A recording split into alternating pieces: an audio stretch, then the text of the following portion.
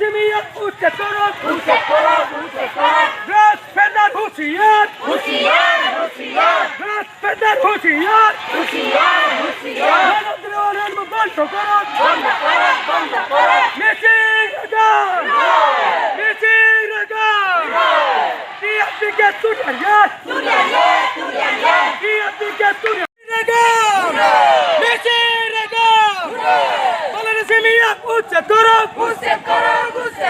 বাংলাদেশ জমিয়ত উচ্ছেদ করো বাংলাদেশ জমিয়ত উচ্ছেদ করো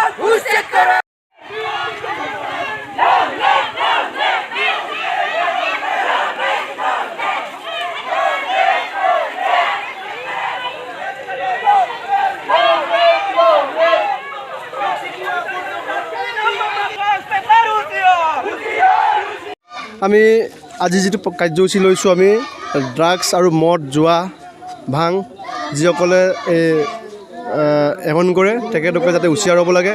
মিচিং উদ্যোগিত অঞ্চলতেই নহয় বিভিন্ন অঞ্চলতে অসমত ড্ৰাগছ খোৱা ভাং তাছ জুৱা সকলোখিনি বন্ধ কৰিবৰ কাৰণে আজি আমাৰ মিচিং সমাজে ওলাই আহিছে। TMPকে নেতৃত্ব লৈছে। মই TMPকে ধন্যবাদ জনাইছোঁ যিহেতু এই কাৰ্যসূচী হাৰমতি আঞ্চলিক সমিতিৰ নেতৃত্ব আৰু বিহপুৰীয়া জিলা সমিতিৰ নেতৃত্বত এই কাৰ্যসূচী লোৱাৰ কাৰণে মই ধন্যবাদ জনাইছোঁ।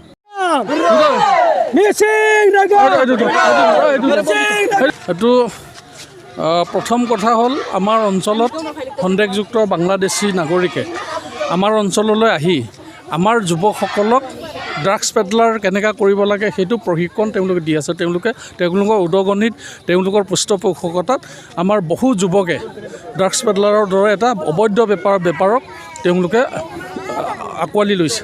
গতিকে আমি অসমৰ মাননীয় মুখ্যমন্ত্ৰীক অসমৰ বিভিন্ন এইটো BGR পৰা আৰম্ভ কৰি বনাঞ্চলত প্ৰায় 1,29,000 বিঘা মাটি অবৈধ নাগৰিক বা সন্দেহযুক্ত বাংলাদেশী মিয়াক উচ্ছেদ কৰি 1,29,000 বিঘা মাটি উদ্ধাৰ কৰিছে। তাৰ কাৰণে আমি প্ৰথমতে মুখ্যমন্ত্ৰীক আমি ধন্যবাদ জনাইছোঁ। গতিকে সেই কথাটো আমি সকলোৱে অসমবাসী হিচাপে অসমৰ ৰাইজ হিচাপে আমি এটা কথা মুখ্যমন্ত্ৰীক আমি ধন্যবাদ দিবই লাগিব। অতি সাহসেৰে আৰু অতি হেৰিভাৱে সক্ৰিয়ভাৱে তেওঁ অসমৰ বনাঞ্চলৰ ভূমি BGRৰ ভূমি ট্ৰাইবেল বেল্ট এণ্ড ব্লকৰ ভূমি তেওঁ উচ্ছেদ কৰি এই মাটিবোৰ অসমৰ কাৰণে অসম আৰু খিলঞ্জীয়া ৰাইজৰ কাৰণে উদ্ধাৰ কৰি দিছে।